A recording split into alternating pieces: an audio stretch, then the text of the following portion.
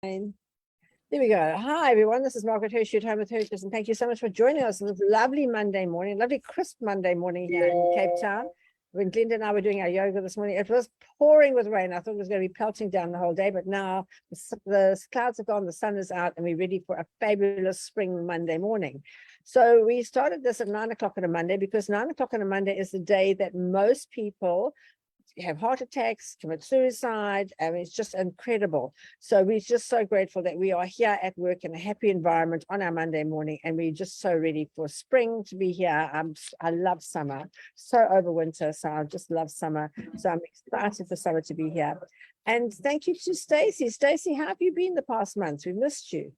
Oh, Margaret, we're missing these continuous motivational Mondays. They really have been so fantastic. Thank you.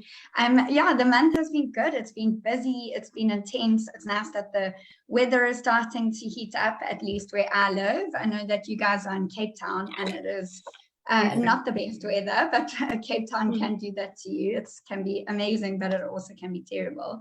So yeah, it's been a great month, and I'm really excited to have Fiona on the show today. Thanks, Fiona, for joining us. So excited to hear how our foods that we eat can affect our moods.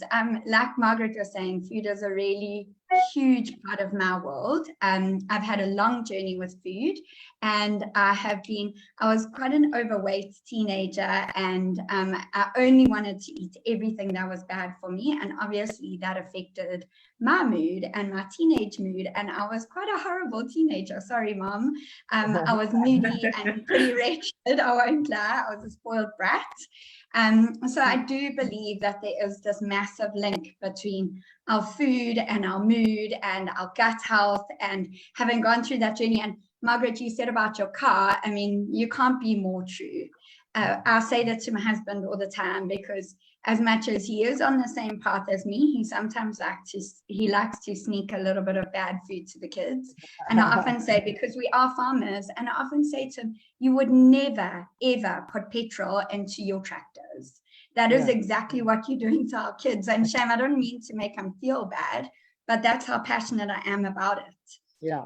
So Fiona, I just want to introduce you to everyone. So Fiona is qualified in nutrition through the Blackford Institute in the UK, having had a number of family members and friends have ailments, illnesses, and challenges, primarily as a result of their dietary and lifestyle habits. Fiona was inspired to help people see how making some changes to their dietary lifestyle could have an impact on their overall well-being and longevity. Amen to that. She started her own business into nutrition to offer her nutrition and wellness coaching services. Fiona loves sharing her knowledge and enlightening and empowering others. Knowledge is, after all, power. The success and happiness of her clients is the best reward for Fiona. And I often say, knowledge is power, but unless you do something about that knowledge and put it into power, it actually means nothing. So thank you so much for teaching us today and showing us how food can be our fuel and our mood changer. Fantastic. Thank you, Margaret. Thank you, Stacey. Lovely to meet you both.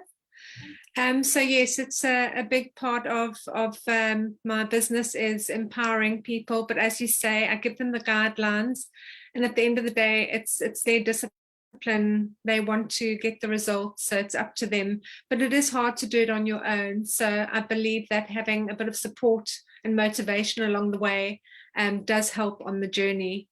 So let's get into the topic of feeling good. And as you both mentioned about the petrol, it's one thing that I bring up all the time with my clients about putting the right fuel in their body. And in fact, it's one of the foods that affects our moods. Our brain runs on glucose, and it's the same as our cars running on petrol. And if you put the wrong glucose into our body, it can affect the moods and how we operate, how we function. So I just wanted to ask everybody, what makes you feel happy? Stacey, Margaret, what things make you both feel happy? Oh, I do love food. Margaret, you Right. too. Yeah, I love food too. I mean, I think about food a lot. I definitely am addicted to food, and I'm on a new weight loss thing now, which is called Wild Fit, with a girl called Kerry Gill in New Zealand. And we have to, every week we have to cut out something. So this week we're cutting out all caffeine, all tea and coffee. And I used to love my coffee. I used to love my tea. And now I'm drinking rooibos, which I've decided I'm going to get used to. But I think Fantastic. but I love ice cream. I mean, ice cream is almost my go-to thing. Salted caramel is my best. And it's so difficult when you're on a diet now, when somebody will come out with a salted caramel ice cream, look, Margaret, what I bought you. And you see this ice cream sort of melting over there, and you think, I can't be rude and say no. So I eat it. And, you know, in our house, food was related to love. The more you loved a person, the more food you gave them. When you walked in, they shoved something in your hand to eat straight away. And I think a lot of people, that's how we were brought up. Another big thing is we were not allowed to leave the table till our plate was empty. So to this day, I don't leave the table till my plate's empty. If I'm full and I don't feel like eating it, I eat it because I've been taught to eat till my plate's empty. And I think it's to get away from those narratives. But I just want to say my biggest shock this weekend was I invited 2 of my grandsons. I've got 5 grandsons. I invited 2 of them for supper. I can handle 2 at a time. More than that, I can't handle. But I did a beautiful, for them, roast chicken, but for us, all of us, roast vegetables, you know, lovely roast butternut, roast sweet potatoes, beautiful cauliflower bake, you know, and really it was magnificent. Do you know how much they ate? Nothing. Because it's not their kind of food. So I took them home to their mother. I said, and by the way, I had a cheesecake for pudding. They wouldn't eat that either. So I said to their mother, what were they expecting? She said, well, you know, they like sushi and prawns. And I said, oh, you know, that's such terrible stuff. I couldn't give it to them. I really couldn't. So I think the way that we eat has changed such a lot over time that these children they picked at the sweet potato, and the texture was not something they were used to, so they just pushed it aside. And I think the way when I started teaching microwave cooking, what we used to cook then and what we cook now is completely different. And I think that we don't realize how much food has changed over that time. Fiona, what do you say to people when they come and eating all these weird foods, you know, and sushi and prawns and things that we used to have for special occasions? They're eating that on a daily basis. Yeah. Margaret, it's a big thing. What you were talking about, just going back a few steps, the habits that we brought up with finishing food on our plate. I think that actually came about during the wartime when people were on rations. So they were told to finish what's on their plate because they weren't sure when they were going to get their next meal. And this is habits that were passed down the generations without actually realizing that it was only meant for that time, and it actually caused a bad relationship with food, which is what a lot of us have, a bad relationship with food. But with regards to being back to basics in the kitchen, I think we've also lost touch with that. Also with the fast-paced lifestyle that we live in, it's people don't want to spend time cooking, so they look for the quick, fast options. And unfortunately, they're not always healthy, but there are healthy options out there. And this is part of my education to people as well, trying to help them find the quick, healthy options. So a lot of the recipes that I share with my clients are ones that take minimal time in the kitchen and minimal ingredients so that it doesn't put people off. But it's also important to know that there's an 80-20 rule, so that if you follow these healthy lifestyle 80% of the time, allow yourself to have the treats like your sushi and your burgers and pizzas, so that you don't feel completely deprived. Otherwise, it becomes, again, a very unhealthy relationship with food. Mm-hmm. Now, one of the things in this diet, she bans sugar. Sugar's banned. So now I have to read the ingredients. Everything's got sugar in it. The tomato sauce has got sugar in it. Soy sauce has got sugar in it. How on earth do you eat? I don't even like sugar that much, but how on earth do you try and eat without eating volumes of sugar? Because they obviously put more sugar in it so that it tastes better, so you buy more. But oh my 100%. goodness, everything's got sugar in it. And really, sugar, I do believe, is really bad for you. What's your feeling on sugar? Absolutely. So that's one of the big foods in the no-no list for good moods. Sugar actually equals stress. And like I said, our brain functions with glucose, but it's putting the right glucose into our body. And what sugar does is it affects our blood sugar levels. So it's almost like a roller coaster effect. You put in sugars that are fast releasing into your body, all these processed sugar, and we have these ups and downs, this whole roller coaster effect. And what ideally we want for good moods is to have a stable blood sugar. And what happens as well is the more unstable your blood sugar, the more unstable your mood is. And blood sugar imbalance is actually one of the biggest factors in mood disorders. So people who suffer with anxiety, depression, stress, all of these types of mental health states, these are all as a result of sugar. It is a process, but I always say to clients, it's reading food labels and going from almost as bland as possible and rather sweeten it yourself. If you can take something, oats instead of a prepackaged muesli, and then flavor it yourself by adding some raw honey or some using fruits to sweeten it, things that are naturally sweet, that are not processed or refined, then it's already a lot better for your body, but you still get the sweetness. So that's one of the biggest things with sugar. Does that help? Does that answer a few of your questions? Definitely, yeah. I mean, I'm trying my level best to cut out sugar as much as I possibly can, but finding it Sure. really, really difficult. And now dairy as well. Dairy is a no-no in this one that I'm on at the moment. What's your feeling about dairy? Because that cuts out a lot of our food, all the milk, the yogurt, the cheese. How good is dairy? It is a hard one. Dairy and wheat are actually one of the most common trigger foods with digestive issues and other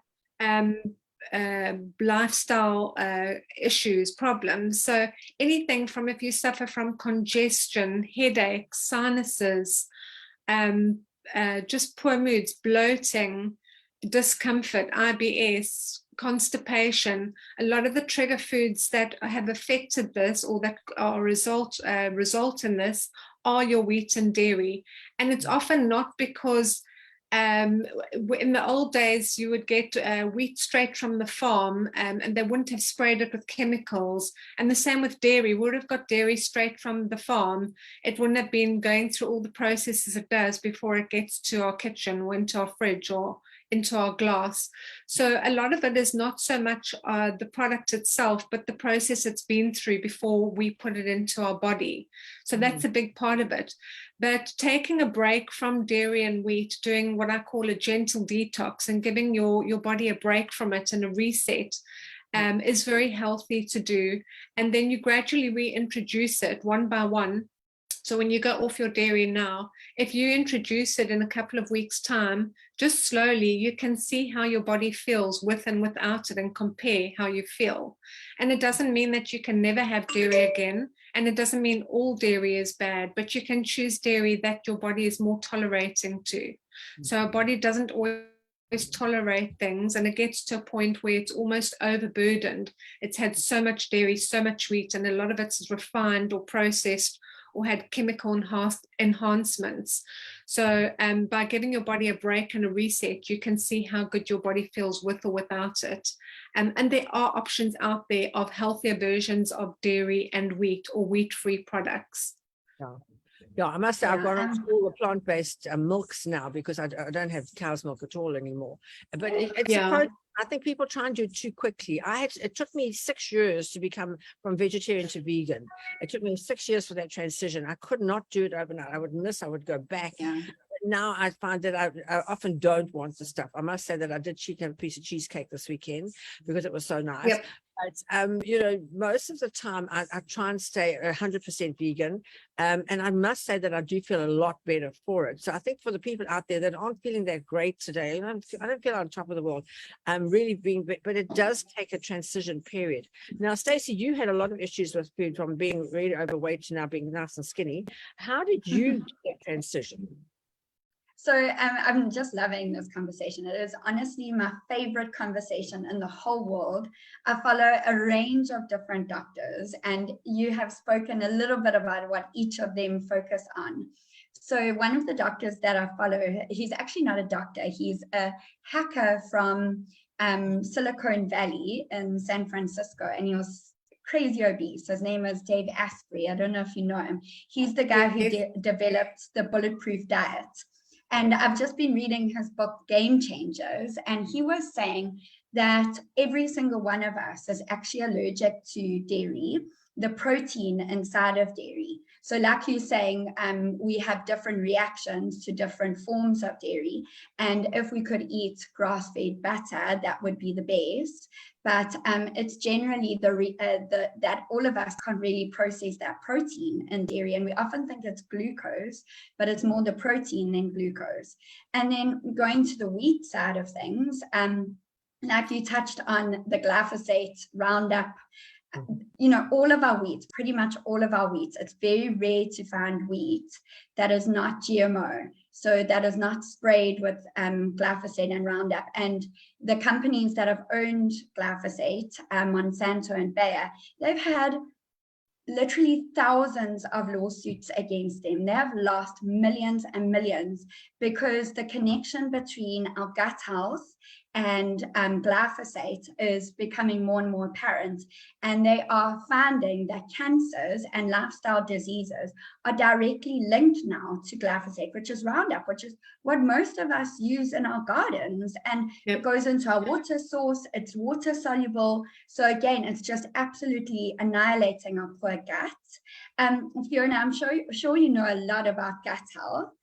Would you mind just explaining it a little bit to us, just so that we understand the brain connection with gut health a little bit more?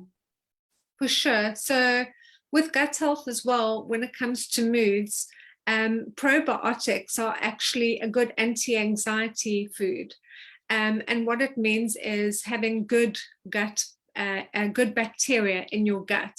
And if the bacteria in your gut is good, then we feel good. As you said, the gut is our second brain, and a lot of mood disorders and unhappiness and digestive issues are a result of unhealthy guts.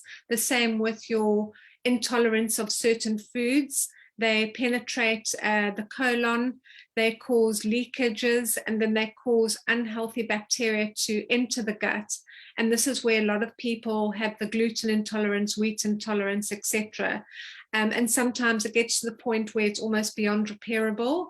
And that's where people have to remain off gluten permanently, or it can be detrimental to their health. But yes, gut health is really important. And it's not just about taking probiotic rich foods or probiotics when we have antibiotics when we've been ill. It's actually something we should be having on a regular basis. So you can get good gut bacteria or probiotics through fermented foods like your kimchis and your fermented milks and your fermented bread. So it's important that you get even your yogurt, but not all sauerkraut, but not all people like these fermented foods. I know for myself, I don't like milk kefir. I found it very unpalatable. The only way I can take it is in a smoothie.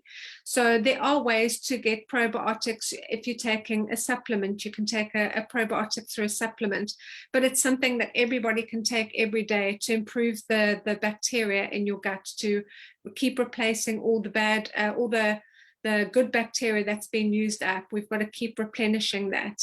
And that plays a huge role in our mood and how we feel. And what supplement would you suggest? Like if we had to walk into Clicks or Dis-Chem, which one would you suggest we purchase? There is a very good one on the market called Probitech. And that's actually got a sort of a dual formula. It's a see-through capsule with the white capsule inside. And what happens when you take that capsule is it only releases the probiotic once it reaches the large colon. So it's not just releasing it into your body and hoping that it will be absorbed in the right place. So that one is very beneficial and has got very good strains of probiotic in it. So that one I can highly recommend. But often I don't push specific brands. I just feel that it's, as long as you're taking one that is suited to you. If you're unsure, it's always good to discuss with the pharmacist or a doctor, and preferably not to self-prescribe, because they all do have different strains and different needs. So it's important to check with your GP or pharmacist first. But it's also it can be your budget, it can be your preference to a brand. So there's a lot of good products out there. It's just good just to go and check in. Now, can I just ask a question? Because, Sure. long ago, we were told to eat fruit first thing in the morning. And then Tony Robbins came and said, no, fruit first thing in the morning is not right. You shouldn't do that. Have fruit later. And then the diet that I'm on now, they say take fruit first thing in the morning because fruit is absorbed quicker. And if you put it on top of other food, it will ferment in your stomach and it won't be good. So, 100%. so what is your, I was going to say, what is your feeling about fruit? Fruit Yes. first thing in the No, I morning. agree. I agree, because depending on what you're having as well, and especially actually at night, if you're having a meal with meat takes a very long time to digest in the body. So as you've said, when you're eating fruit, it's absorbed very quickly and then it sits and it ferments on top of the undigested food. So it's definitely very beneficial. But in saying that, fruit is still a sugar, even though it's naturally occurring. So I often recommend that my clients take a protein with their fruit, even if it's just a handful of nuts. What happens with proteins is proteins have little to no sugar, so they have very little effect on your blood sugars. So even if you have a teaspoon of plain yogurt or a handful of nuts with your apple, then it just keeps the blood sugar a little bit more stable, even though it's naturally occurring sugar in the fruit. I hope that answers your question, Margaret. No, it does. Now, after that, we have what's called an alkalizer, which is to alkaline your system because a lot of the buildup is acid in your system. So we have it. So it's kale, celery, cucumber, and avo, which is fine. I find it very palatable. I can drink it fine, no problem. So we have that. Sure. Then it's quite a long wait until lunchtime. And that's when I want to start chewing, the Chelsea buns, the croissants. We're having all of this to South Africa now. We've done beautiful muffins and croissants for all of them. Now I have to stop myself from having a chomp on one of those because now I'm quite hungry. And am I really hungry or shall I fill up with water? Well, that's a good question, because a lot of the time we misread our signal of hunger when it's actually thirst. So you've hit the nail on the head there. Best to first have a glass of water or a cup of rooibos tea or herbal tea. They count as your liquid intake.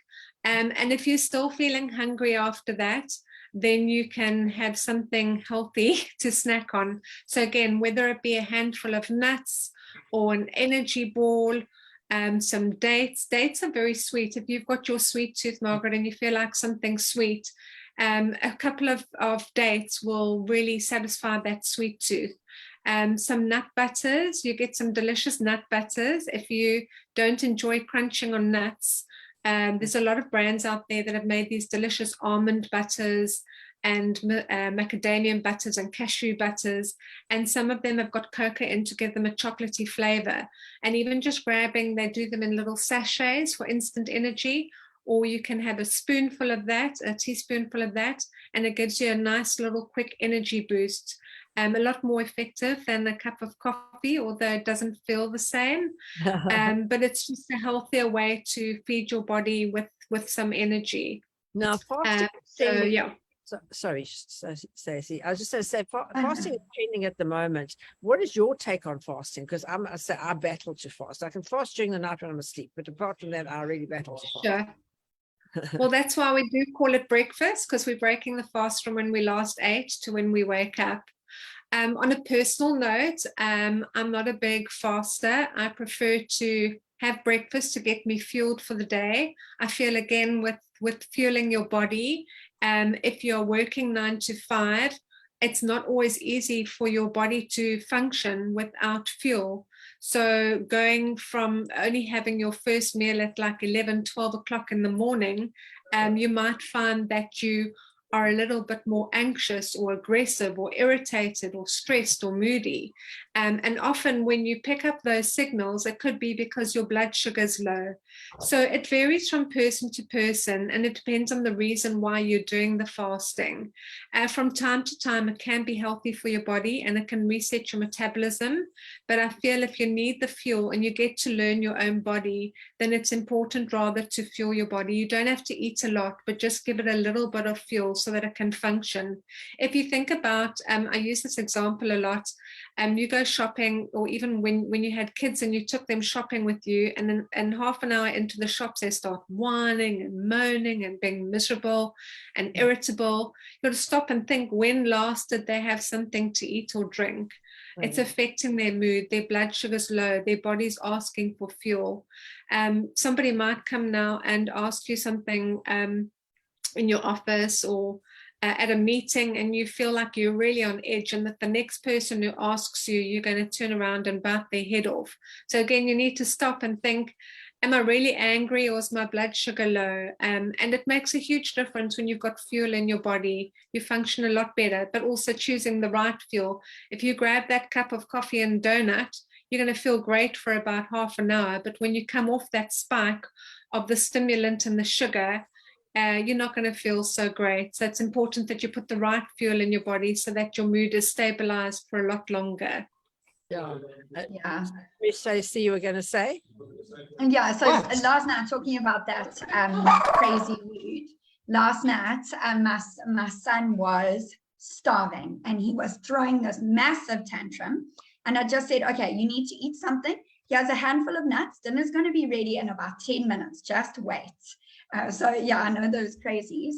But Margaret, going back to your tea, so I was a complete coffee addict, which I think most of us have been at different stages of our lives, where I was finding that I was drinking like 4 or 5 cups a day, and I drink black coffee, no sugar. So I was also feeling like I was a little bit healthy, but then I watched something and I was like, no, I need to really cut back my coffee. So what I started doing is I started making this tea brew in the morning, which is a green tea rooibos, a spoon of turmeric, a spoon of honey, a little dash of black pepper to invigorate the turmeric, because they need to go together to be absorbed. And you know, turmeric is an absolute superfood to our bodies, same as green tea, but the green tea was rooibos, so cutting out that caffeine, and a little dash of cinnamon and ginger. Oh my goodness. And I make this big pot and it brews through the day. I start it when it's hot and I finish it when it's cold, and I feel superhuman on it.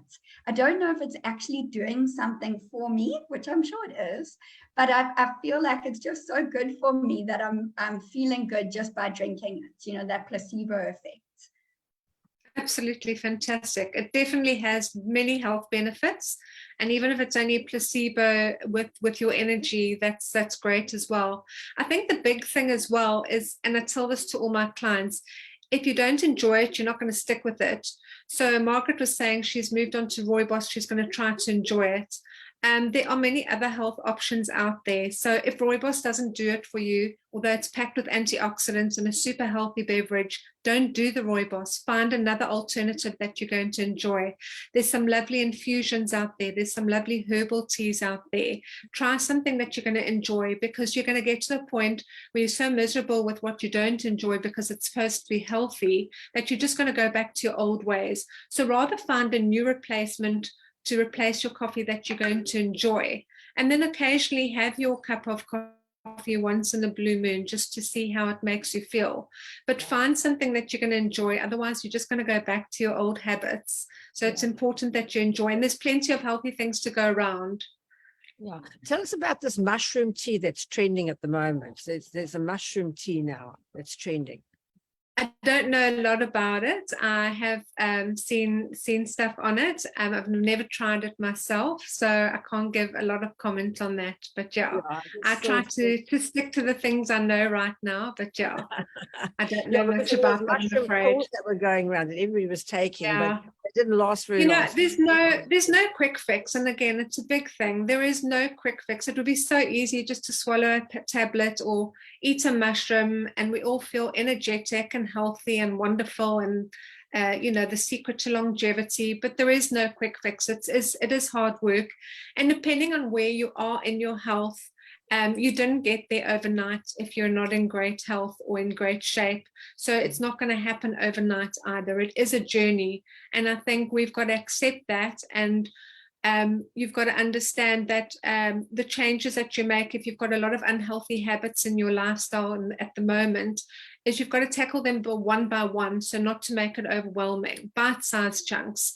Otherwise, again, you lose interest because there's too many things to change. You've got to come off the caffeine, you've got to cut out the sugar, you've got to go off the dairy, you've got to exercise, you've got to do this. And eventually you're like, there's just so many changes. It doesn't fit into your lifestyle right now. You lose interest. And again, you go back to what you were doing. So it's important to do one thing at a time. And when you achieve it and you go, yay, I did that, then you can move on to the next thing and you feel ready to embrace the next healthy challenge. Absolutely. Now, Daphne says, how much fruit can she have? She's diabetic. And how much fruit can a diabetic have before they sort of overdo it? Because there's a lot of sugar in a lot of that fruit. Yeah, she's got to know the fruits that are, even though all fruits are naturally occurring sugar, there are fruits that are that have higher sugar than others. So your berries tend to be the healthier of the fruits. You can have those in the largest quantities. Apples are very good for blood stability.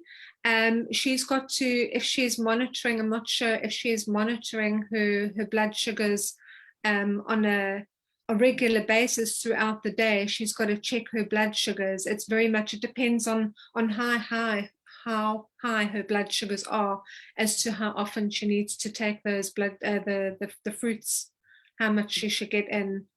Yeah, I think, yeah, with those, you've got to be a little bit careful, but I think you can feel, I mean, as you get older, you can feel your body, you can feel what's right and what's wrong. And yeah, that's, but we often ignore it, Margaret. Sorry. Yeah. Stacey, I just want your tea recipe, if you can put it in the chat for all of us, please. I'll scribble Okay, it down, definitely. but I don't know if I missed something out. I'll put it in. So- I wanted to ask about honey. What, you know, with this whole fruit, and I love honey, and we live on a farm and we have our own hives. So we harvest our own honey, which we know is pure. And I know that very often the honey in the shops aren't necessarily pure. So it would be nice if people could buy, you know, a reputable brand, or a brand that they can see is farmed and directly given to the shops. But honey is expensive, sadly. It's so sad. But what is your thoughts on honey? I find honey absolutely acceptable, but everything in moderation. So to sweeten something with a drizzle of honey is absolutely fine. But if you're having a hot beverage, for example, and you can only take it with sugar or honey, it might be worthwhile reassessing whether you want to have that beverage or not, because we need to start appreciating things for the taste of what they have. If you have to flavor everything up because you don't enjoy its natural flavor, then we've got to relook at it. But a little bit of honey here and there's absolutely no harm in it in at all. And it's got a lot of health benefits as well. But definitely take note, beware of some of the honeys out there on the shelves. There's a lot of honeys that aren't pure, raw, non-irradiated honey. So they haven't been treated or gone through any chemical processes. So it's definitely a beneficial natural sweetener to have, to use honey. Now, I just want to ask you about heartburn. I've never had heartburn in my life. And suddenly now, every now and then, I'm getting heartburn. So I sort of, as soon as I get heartburn, I go back and think, what have I eaten that would cause me to have this heartburn? But now it seems across the board that occasionally. So what was heartburn is like an acid, as I understand it, coming back into your gut. I can't understand. I don't know enough about it. You tell me, what is heartburn and what do you do to alleviate heartburn? Okay, so sometimes there are foods that are very high acidic content, and they can have that effect on you, which causes that restricting feeling. So sometimes keeping a food journal can help, because our lives are so busy. It's hard to remember what we ate through the day and to see what the trigger foods might be. Also, as we mature in life, our body can't always easily digest the foods it used to. So sometimes then it repeats on us, or it gives us that tight restriction feeling or heartburn. So you need to identify those types of food. There's different trigger foods or foods that trigger those symptoms. So it can be anything from red meat to dairy. It can be things like onions, garlic. There's a whole lot of foods that can trigger those symptoms. So it's unfortunately a bit of an elimination process. And knowing when you have that feeling, to identify which the foods are that are causing that. And it's usually going to be quite soon after you've eaten those foods.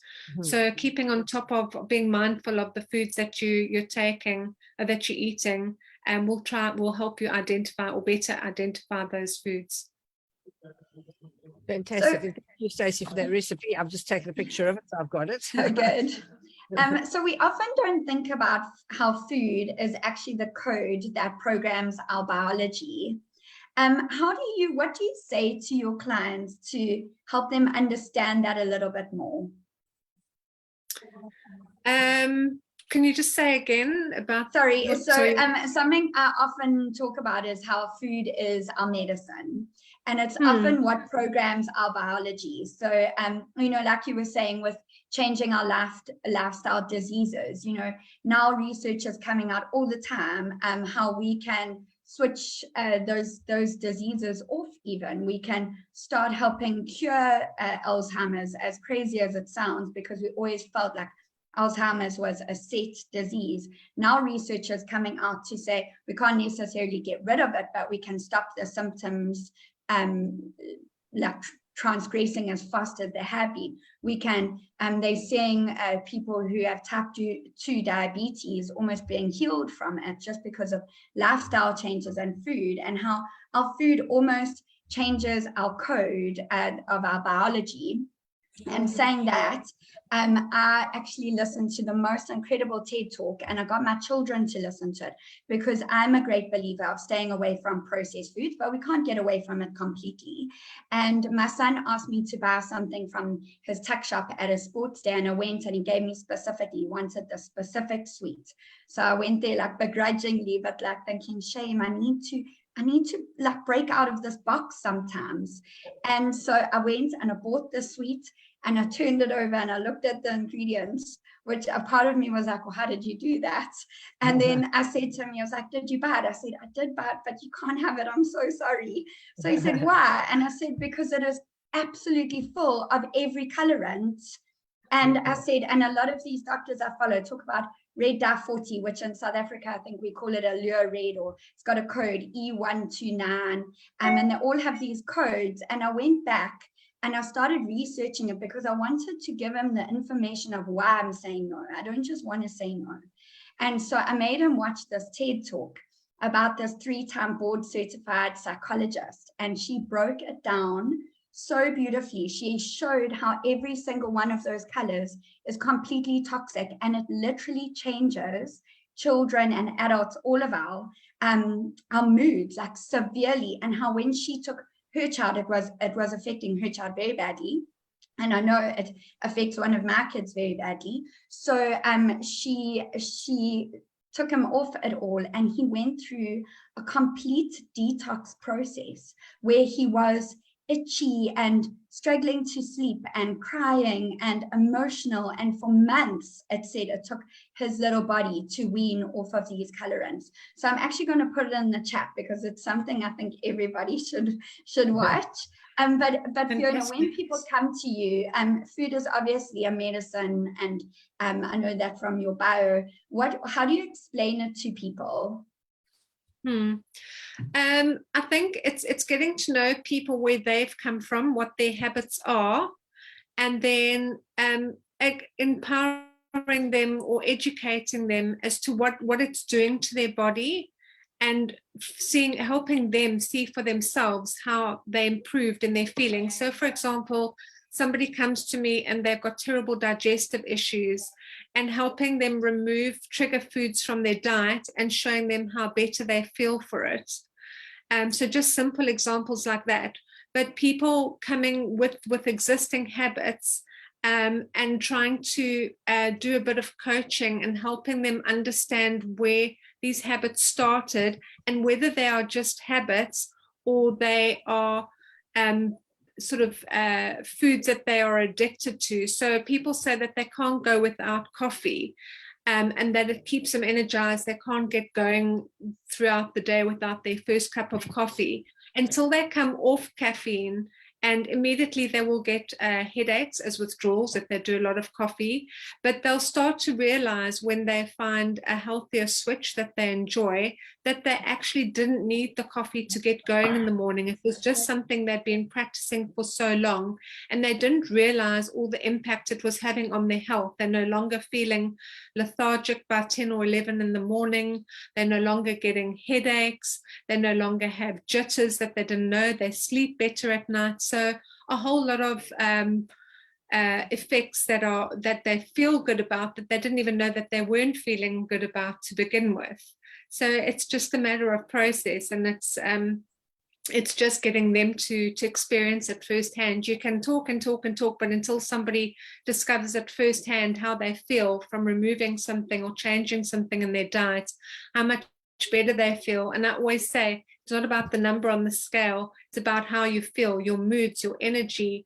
It's a whole holistic approach. So many things have a knock-on effect on something else. So until people experience it when they make the change, they don't realize how many things affected them to begin with. They might have just come with one digestive issue and gone away with no headaches, no sinus issues, better sleep, and better digestion. So it's fantastic. And they say that your gut is directly connected to your brain. If your gut's good, your brain is good. If your gut's bad, your brain is just not good. So I think it's so when a person comes to you and they say, oh, I've got these digestive problems, especially as they're getting older, with this, most older women suffer with constipation because they eat too many sort of stodgy things. What do you say to them? Where do you start with their diet? Now you're going to give them a really good diet to stick to. What would that be? This is the thing, is I don't just churn out a meal plan to them immediately. The first thing I do is I get them to work with food journals. I need to see what their existing habits are. I don't feel that there's one diet that fits all. It needs to be tailored to meet their existing lifestyle so they don't feel like they're doing something drastically different. And then I look at what their current habits are, and I guide them into making tweaks where necessary. And I call it tweaks because I don't want it to be something drastic. And I let them see how it changes, how it improves, that they no longer have the constipation, or they've got better energy, or that they start losing weight. So I work with them, and I feel that if I just give somebody a meal plan, they're not learning from the experience, and they might be out of their comfort zone, and 3 weeks after they've achieved their results, they'll probably start going back to their old habits. So it's important that the new diet that they follow is something that they've actually put together themselves by deduction of cutting out things gradually and changing things gradually. They've made their own diet plan at the end of the day. Now, tell me about colonic irrigation, because that's something that was very fashionable at one time. Now is not fashionable at all, but it makes sense. Your gut, like you service your car and take the oil out, put new oil in. Surely you should just wash all that rubbish out of your gut. I know I've had it once. You put 50 liters of water into me, and and I did, and I lost 4 kilos straight away. It was incredible. Yeah. I put them back on straight away as well. But anyway, what's your feeling on that? I don't know a lot about colon irrigation. I don't really touch on that with my clients. It is quite a personal thing. But what I try to work on is just, it is one solution, but I still feel that they've got to get to the core of what's causing the issues. You can go for all these different processes, but if you don't change what you're doing wrong, you're just going to have to keep going back maybe in 6 months' time, in a year time, etc. So I try to rather get down to the root cause of what's causing. We can find some quick and simple solutions. You can have a nip and tuck, and you can have colon irrigation, but if you don't fix what's causing that problem to begin with, you're just going to keep going back for that process. I can see Stacey nodding her head in agreement. Yes, love that. Yes, I have. It's Again, when you've actually walked the road. Sorry? No, I'm just saying, again, there's no quick fixes ultimately. Yeah, exactly. And when you have walked the road, it just makes so much more sense. And that's where seeing a coach, seeing somebody, and not having to journey on your own is so fantastic, because bouncing things off of somebody is just, you can't replace that easily. While we were talking, I actually thought about I follow that 80-20 rule as well, and especially with our kids. So at home, we have absolutely nothing processed. Everything is, you have to make it from scratch, which literally kills my children, but it is what it is. And we do have fruit, endless amounts of fruit. So if you want a quick fix, there we go. But, you know, very often we have our bad food over the weekend. So we'll have pizza, we'll go out for lunch. And, you know, it's interesting how our mood, you know, our food changes our mood, and how often most people have their binges on the weekend, whether it's alcohol or bad food or whatever it is. And then we wonder why on a Monday morning, everyone's got Monday blues or Sunday blues, because we kind of like detoxing now and getting over our bad food weekend and having to be fresh for a Monday morning. We almost need to not eat anything bad on a Sunday, if we can do that. I mean, it is tricky, but so that a Monday can start off fresh and right. 100%, I agree. But we are human, so we are going to have those moments. And if you deprive yourself completely, then I think it's an even harder road to go. So the odd thing, but sometimes it's also about portion control. So if you're going out for that pizza, instead of having the whole pizza, share it with somebody and have something healthy alongside it. But know as well, be mindful that if you are going to make, like you said, those less healthy choices, that there are going to probably be the consequences afterwards. And alcohol, for one, is quite a big problem in this country, and alcohol is associated with depression. All stimulants, caffeine, nicotine, and alcohol are associated with depression. And it's a bit of a vicious circle, because a lot of people have a real problem with it. And instead of turning to things that are going to make them feel good, that is their feel good, or they want to be feel good solution. And all it's doing is aggravating the situation further. It's the same with sugar. It's the same with junk food.